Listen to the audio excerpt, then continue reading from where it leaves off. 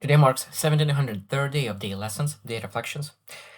And today is a very important and interesting topic. And it is, how do you know that you healed?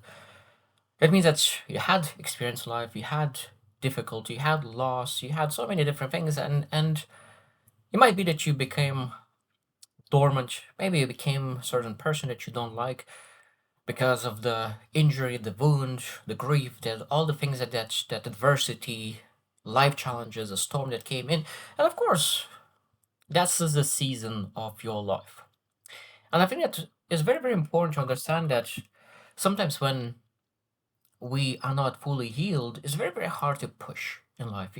You have a vision in life, you have the direction, dedication, commitment to really pursue that vision, but with very low capacity, it's very, very hard to push. And sometimes it's not recommended to push because you will fall back into the grief more than before. So I think that is always great. It's always great to reflect, okay, am I healed? Am I able to really start pushing again? And I think that that's extremely important, even for me. When I probably, if you followed me, I know that I said that in January and February was the one of the hardest months for me, and I was able to really start grow slowly. But now I realize that it's time even to push even more because I finally healed the things that I needed to heal from.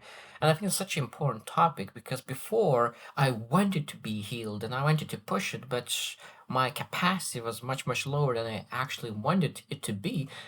And I think that I need to accept that where I am and really being able to really focus on things that matters at the moment. Because when you have lower capacity, and you, of course, you need to know what are the non-negotiables and where I want to allocate that lower capacity. Because when you have increased capacity, now you're able to really look into the, even though that you're still looking non-negotiables, but now you're able to really spread that those wings and you'll start to do the things that you always wanted. So the daily share 7 signs that you finally healed and you're able to start pushing again. If that's what you want, of course. So number one, you feel ready for discomfort again.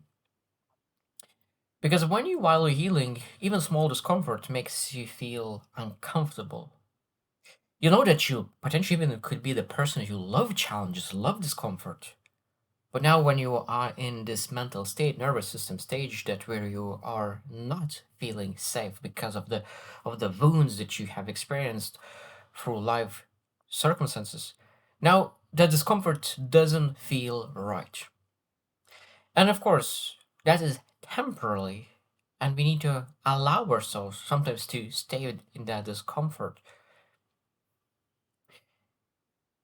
This different kind of discomfort, and you finally you when you heal, you finally said, okay, I'm okay. I'm okay going and embarrass myself again, feel rejection again,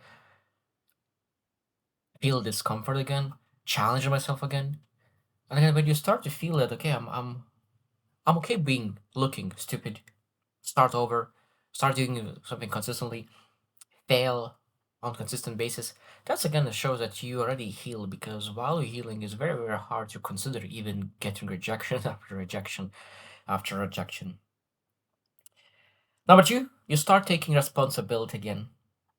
And it's interesting because during a tough season, you potentially could blame other people as well for all the things. But when you really heal, you're able to fully take ownership of everything in your life. So then you look into the mirror and see, okay, I don't like the way how I look. I need to take responsibility of my fitness. So that means I'm able to really start doing right exercises just to lose weight, start to eat properly, because it might be that when you were healing, maybe you didn't sleep very well, maybe you didn't eat very well, you didn't exercise very well. So like a lot of things was not done properly. So it might be that you're not in a shape that you would love to be, and not your regular shape. And it means you'll need to take some time to really put yourself back together. But at the same time, you can look into money, look into career, look into relationships, look into discipline. All those things might be that we'll need to really take responsibility and build them again. It might be that you, while in a healing period, you isolate yourself for a good reason. So that means that maybe it's time to really reconnect with people that you love, reconnect, rebuild. and re-nurture those relationships. And is extremely important to really rebuild yourself and transform and evolve, just to make sure that we're able to have responsibility to do that. Not complain that there's something sent sideways, right? Take responsibility and do the right thing. Number three, your energy returns towards building. That means that's it's interesting because while you're healing, even thinking capacity, like mental capacity, could be much much lower.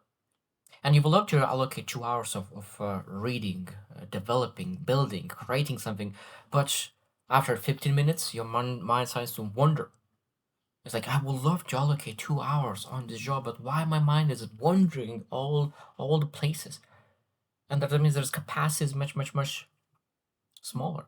So when you heal, you finally start to see, okay, I'm much more curious, I'm much more creative, I'm able to really allocate a couple of hours on things and still be able to have that flow. And it's beautiful things, like I said, like how long I've been able to stay in a flow?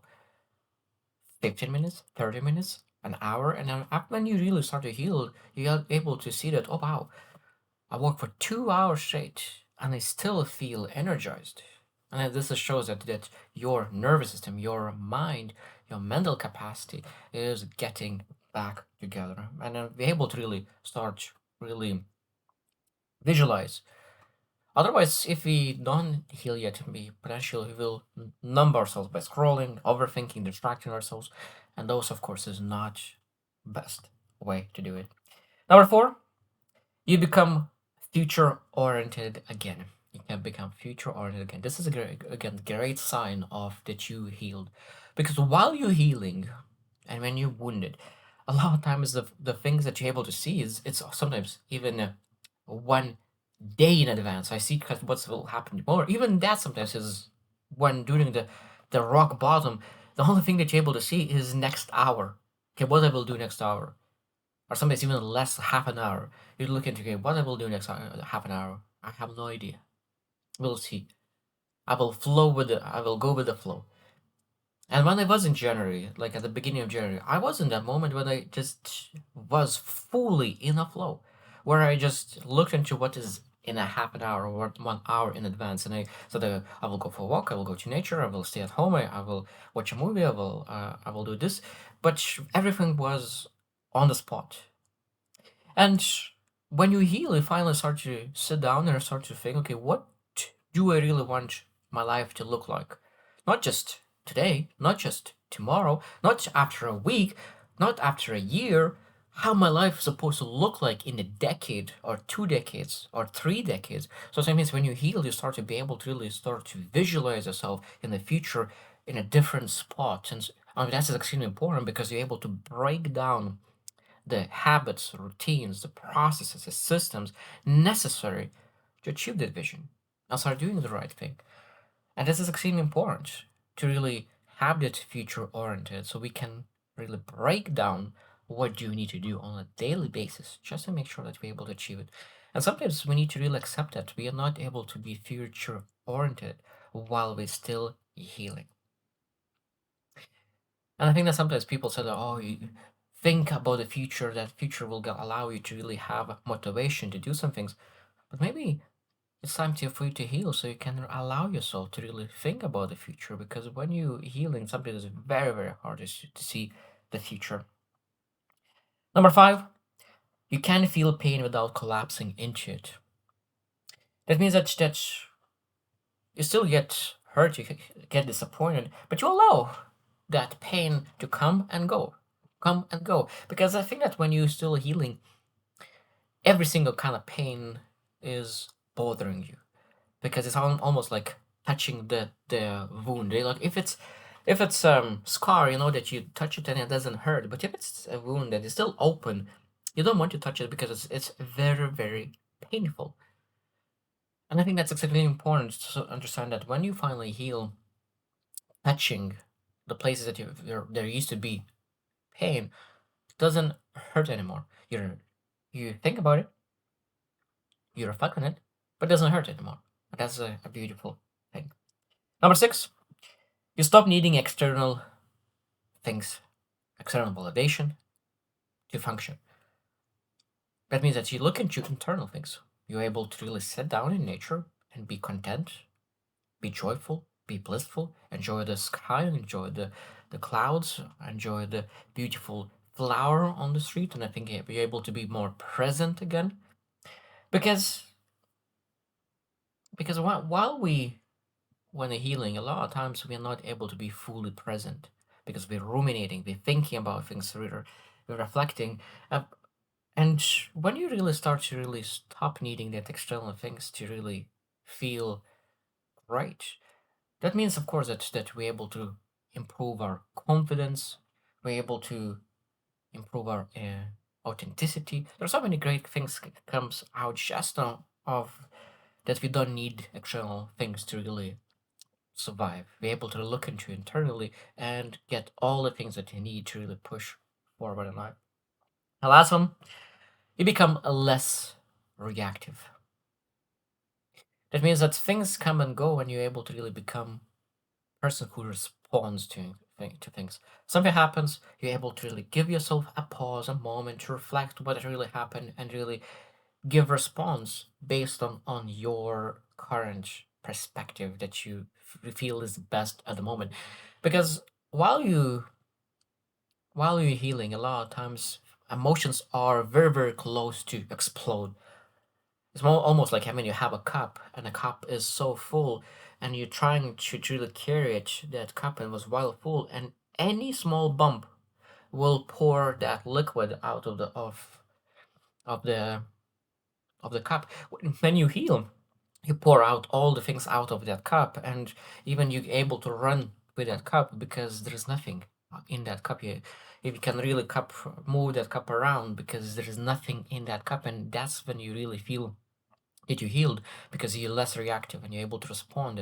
And in the respond, you ask, okay, what do I want in this cup? Do you want joy, bliss, or do you want presence, or do you want still hatred? Do you want some disappointment? Do you want to shame, guilt? And I think that's when you heal, you're finally able to pour out all the things that's necessary, that is not helping, and pour in the things that is actually helping you. And I think that's a beautiful thing. I think there's more signs that you heal, but I think that is extremely important to understand that, because I said that the most important part that I found about my own journey is that my capacity was lower than I wanted at some couple months, because I wanted to be okay. I wanted to be healed, but I was not. And I needed to accept that, allow myself to really fully heal, because I know that if you do not allow yourself to heal and push through hurt, that prolongs your journey of healing. And I think that we need to be compassionate and allow ourselves to start to see those signs. And when we see those signs, use those signs to really push our our life. Because I know that some people maybe not into pushing life, not into really building something, but people who are into building something, it's extremely important to really sometimes step back a little bit, and rather than running in life, running and flying, really crawling forward, because that is one of the best things that you can do at the moment. So I hope you choose to win, and see you tomorrow.